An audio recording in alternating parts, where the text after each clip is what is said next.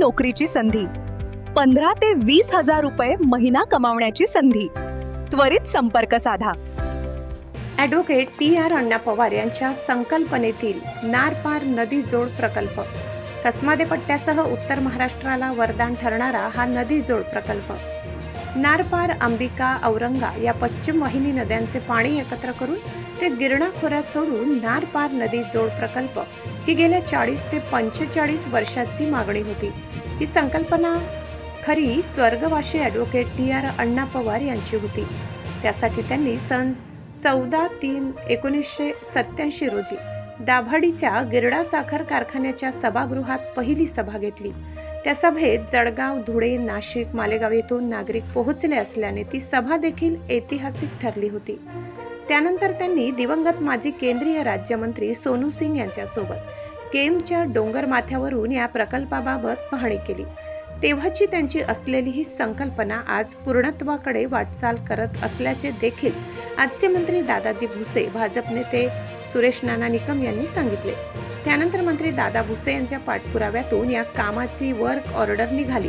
त्याचाच एक भाग म्हणून मोसामसाड कालव्याचे मातीचे काम देखील सुरू झाले. आज परिसरातील शेकडो शेतकरी यांनी समाधान व्यक्त केले.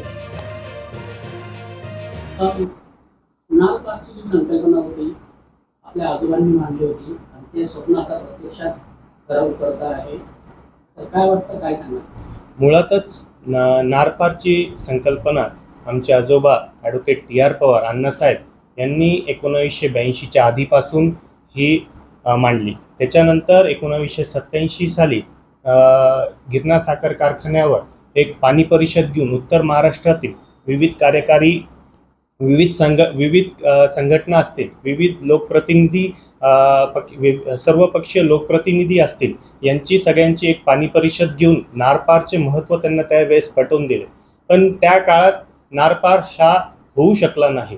त्यानंतरच्या काळात मंत्री दादाजी भुसे साहेब व भाजपचे नेते सुरेश नाना निकम व विविध सामाजिक संघटना तसेच इतर लोकप्रतिनिधींनी त्याचा पाठपुरावा करून ही संकल्पना जी आहे ती पूर्णत्वास नेण्याचा प्रयत्न केला. त्याबद्दल मी त्यांचे आभार मानतो.